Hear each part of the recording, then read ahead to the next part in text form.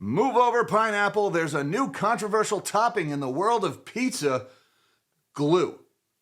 At least that's according to the latest breakthrough in artificial intelligence over at Google, who has recently started using data from Reddit users to train its AI. And apparently all these breakthroughs in artificial intelligence are unable to detect sarcasm from a Reddit user who calls himself the ksmith. And for today's daily dose of AI ridiculous, we head over to 404 Media CO with a headline that I wouldn't have believed if I wasn't able to recreate this myself. Google is paying Reddit $60 million for ksmith to tell its users to eat glue. Now, due to the current state of idiocracy and the fact that lawyers ruin everything, I feel compelled to tell you guys that you probably shouldn't eat glue. You'll most likely get sick and die. Now that that's out of the way, let's get into this article here: the complete destruction of Google search via forced AI adoption and the carnage it's wreaking on the internet is deeply depressing, but there are bright spots.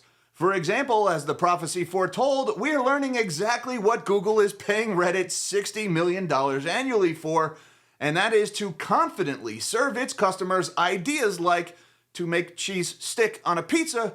You can also add about 1/8 of a cup of non-toxic glue to the pizza sauce, which comes direct from the mind of a Reddit user who calls themselves ksmith and posted about putting glue on pizza 11 years ago.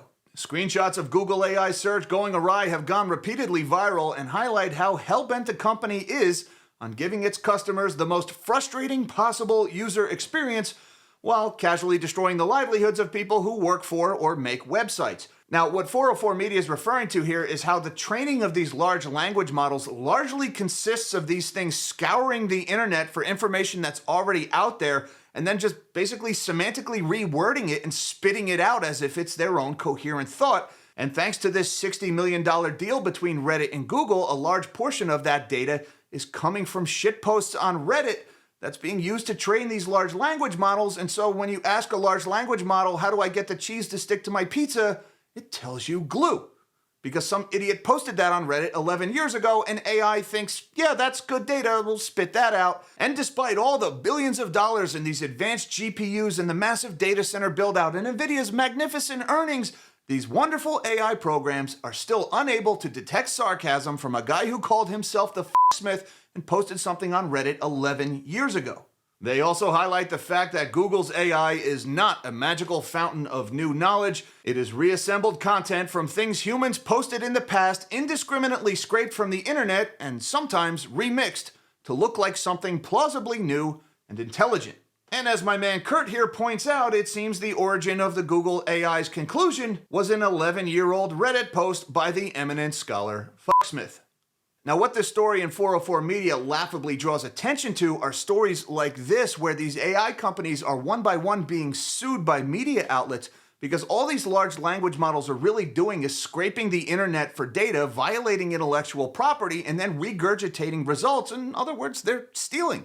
As you can see here in this headline from the Associated Press just a few weeks ago, ChatGPT maker braces for fight with New York Times and authors on fair use of copyrighted works. A barrage of high-profile lawsuits in a New York federal court will test the future of ChatGPT and other AI products that wouldn't be so eloquent had they not ingested huge troves of copyrighted human works. But are AI chatbots, in this case widely commercialized products made by OpenAI and its business partner Microsoft, breaking copyright and fair competition laws?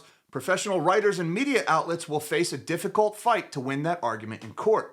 So with the rest of the digital world pushing back on these large language models for copyright theft, Google and Microsoft have recently cut deals with Reddit to be able to use Reddit user data to train their large language models, and well, that's how we get stories like this telling us to put glue on pizza. Again, please don't do that, you will die. A joke that people made when Google and Reddit announced their data sharing agreement was that Google's AI would become dumber and or poisoned by scraping various Reddit shitposts and would eventually regurgitate them to the internet. This is the same joke people made about AI scraping Tumblr. Giving people the verbatim wisdom of ksmith as a legitimate answer to a basic cooking question shows that Google's AI is actually being poisoned by random shit people say on the internet. It's an indictment of Google's artificial intelligence, not of Reddit or of the internet's shitposters. Now, for those watching on YouTube, I'm going to put a link down in the description to this 404 article if you want to check it out for yourselves. For you guys watching on Twitter, I will put it in the thread down below. Now, being the engineer that I am, I felt compelled to try to reproduce this result myself, and so here we are in Google. Let's see what they say if I Google, how do I get the cheese to stick to my pizza?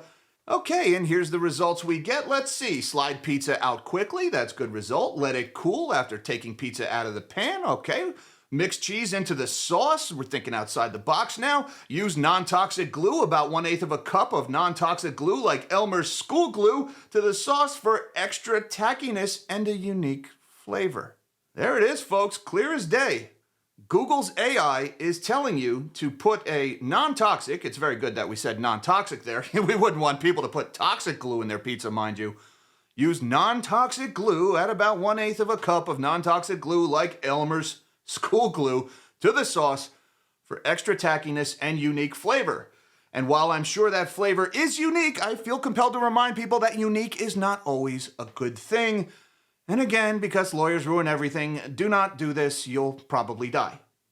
Now, as we speak, the entire investing world is still giggling like schoolgirls over last night's Nvidia earnings, where Nvidia posted $28 billion in revenue, driven largely by this massive build-out in data centers. That's something I've talked about a lot on this channel, how round-tripping of investment money is creating the illusion of organic revenue growth. But at the end of the day, the products that these AI companies are putting out, if they don't start generating money themselves, then this AI mania and this bubble is going to burst. And so far, I have been wildly unimpressed by the products that AI has put out. Now, there's a lot of hype out there about the next generation of AI products, about how business and enterprise is going to be using this AI software to displace a lot of human workers. And while that demand may or may not materialize in time to save this investing bubble, here's what I do know. The current crop of AI products are garbage. This story here about putting glue on your pizza joins some recent headlines such as Meta's AI pretending to have a special needs child in the New York City public school system in response to a concerned parent in a Facebook post, deepfake nudes that are terrorizing young girls, Caucasophobia, black Nazis, and in a story that is not at all funny, a Belgian man offing himself after Kai AI's chatbot Eliza told him to do so they could be together forever and to save the climate, of course. And yet all of these cautionary tales about artificial intelligence are being completely ignored by the people who are developing these large language models, leading to stories like this in Vox from just a few days ago. I lost trust. Why the OpenAI team in charge of safeguarding humanity imploded. For months, OpenAI has been losing employees who care deeply about making sure AI is safe. Now the company is positively hemorrhaging them. Ilya Sutskever and Jan Leakey, I hope I pronounced that right, announced their departures from OpenAI, the maker of ChatGPT, on Tuesday. They were the leaders of the company's super alignment team, the team tasked with ensuring that AI stays aligned with the goals of its makers rather than acting predictably and harming humanity. They're not the only ones who left. Since last November, when OpenAI's board tried to fire Sam Altman only to see him quickly claw his way back to power, at least 5 more of the company's most safety-conscious employees have either quit or been pushed out. What's going on here? If you've been following the saga on social media, you might think OpenAI secretly made a huge technological breakthrough. The meme, "What did Ilya see?" speculates that Sutskever, the former chief scientist, left because he saw something horrifying, like an AI system that could destroy humanity. But the real answer may have less to do with pessimism about technology and more to do with pessimism about humans. And one human in particular, Altman. According to sources familiar with the company, safety-minded employees have lost faith in him. So while the world is racing to build out data centers as fast as possible and buy as many GPUs as fast as possible, let's try to remember that at the end of the day, the companies that are using those GPUs are putting out products that tell you to put glue on your pizza. Till next time, live small and dream big.